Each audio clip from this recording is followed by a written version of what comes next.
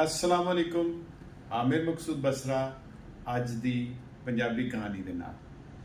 ਅੱਜ ਦੀ ਪੰਜਾਬੀ ਕਹਾਣੀ ਦੇ ਵਿੱਚ ਇੱਕ ਮਹੱਲੇ 'ਚ ਇੱਕ ਫੈਮਿਲੀ ਜਿਹੜੀ ਹੈ ਉਹ ਸ਼ਿਫਟ ਹੁੰਦੀ ਹੈ। ਉਹਨਾਂ ਦੇ ਮਹੱਲੇ 'ਚ ਆਉਣ ਨਾਲ ਹੀ ਹਰ ਜੁਮੇਰਾਤ ਨੂੰ ਢੋਲ ਵੱਜਣੇ ਸ਼ੁਰੂ ਹੋ ਜਾਂਦੇ ਨੇ ਔਰ ਇਰਦ ਗਿਰਦ ਦਾ ਫੈਲਣਾ ਸ਼ੁਰੂ ਹੋ ਜਾਂਦਾ ਕਿਉਂਕਿ ਪੀਰ ਸਾਹਿਬ ਆ ਕੇ ਇੱਥੇ ਰਹਿਣਾ ਸ਼ੁਰੂ ਹੋ ਗਏ ਨੇ। ਉਹ ਹਰ ਜੁਮੇਰਾਤ ਨੂੰ ਢੋਲ ਵਜਾਉਂਦੇ ਨੇ। ਕੁਝ ਲੋਕਾਂ ਦਾ ਵੀ ਆਣਾ ਜਾਣਾ ਲੱਗ ਜਾਂਦਾ ਤਾਂ ਲੋਕਾਂ ਨੂੰ ਇਹ ਵੀ ਪਤਾ ਚੱਲ ਜਾਂਦਾ ਕਿ ਪੀਰ ਸਾਹਿਬ ਬੜੀ ਕਰਨੀ ਵਾਲੇ ਨੇ। ਉਹਨਾਂ ਦੇ ਮਹੱਲੇ 'ਚ ਇੱਕ ਖਾਤੂਨ ਹੁੰਦੀ ਹੈ, ਉਹ ਵਿਚਾਰੀ ਦੀ ਤਬੀਅਤ ਖਰਾਬ ਹੁੰਦੀ, ਬੜੀ ਸਿਰ ਦਰਦ ਹੋ ਰਹੀ ਹੁੰਦੀ। ਉਹ ਪੀਰ ਸਾਹਿਬ ਕੋ ਜਾਂਦੀ ਹੈ ਦਮ ਕਰਾਉਣ ਵਾਸਤੇ। ਹੁਣ ਉਹ ਜੋ ਪੀਰ ਸਾਹਿਬ ਦੀ ਹਰਕਤ ਵੇਖ ਕੇ ਉਹ ਹੈਰਾਨ ਹੀ ਹੋ ਜਾਂਦੀ। ਪੀਰ ਸਾਹਿਬ ਕਹਿੰਦੇ ਨੇ, ਉੱਥੇ ਇੱਕ ਬੱਚਾ ਦਰਵਾਜ਼ਾ ਖੋਲ੍ਹਦਾ, ਉਹ ਪੀਰ ਸਾਹਿਬ ਨੂੰ ਕਹਿੰਦੇ ਨੇ ਜਾਂ ਹਾਜੀ ਸਾਹਿਬ ਨੂੰ ਬੁਲਾ ਕੇ ਲੈ ਕੇ ਆ। ਉਹ ਇੱਕ ਹਾਜੀ ਸਾਹਿਬ ਨੂੰ ਜਦੋਂ ਵੇਖਣ ਦੇ ਹੁੰਦੇ ਤੇ ਇੱਕ ਔਰਤ ਆ ਰਹੀ ਹੁੰਦੀ ਹਾਜੀ ਸਾਹਿਬ ਦੀ ਜਗ੍ਹਾ। खैर वो खातून सोच रही होंगी शायद हाजन साहब कहना चाह रहे होंगे तो हाजी साहब कहता है। वो आके बह जाती है तो पीर साहब उन्होंने कहते हैं हाजी साहब। तो बीबी यकदम जुर्जरी लेंदी है तो मोटी जी आवाज़ के करके कहती है जी हजूर। वो कहते दसो इस बाजी का की मसला। वो जनाब कहते जी ए सदके तो ना गई। वो बीबी जी उन्होंने गई होंगी वो बड़ी हैरान हो रही होंगी कि किवें दी गल्लां करन दे।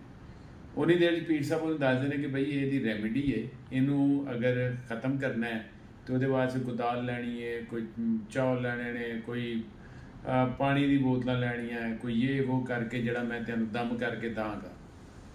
तो आ मेरा बच्चा सामने ये कोई सारा कुछ मौजूद है, अगरबत्तियाँ बुत्तियाँ भी ले लेना है। देखो वो बीबी थोड़ा ये समझ जाती है कि ये सारा फ्रॉड हो रहा है। खैर उन्नी देर चो हाजी साहब मोटी जी बात कहते हैं मैं जावां। वो कहता है पीर साहब कहते हैं जाओ। वो बीबी हिलदी जुलदी है थोड़ी जी तो वापस अपनी हालत च आके तो वापस चल जाती है। हुण हमसाई जी आई होंगी है वो किसी तरीके ने अपनी जान छड़ा के जा रही होंगी। वो जाती है जाके अपने घर जाके दसदी कि भई यह मामला होया। तो उन्होंने बच्चों चो एक बच्चा उन्होंने पूछता है कि पीर साहब की चाहते सन। वो कहती है कि जी वो मेरे को पैसे लेना चाहते सन। उन्होंने अपने कोल ही स्टाक सटाया सारी चीज़ों का तो उत्थे उन्होंने बेच देना सी।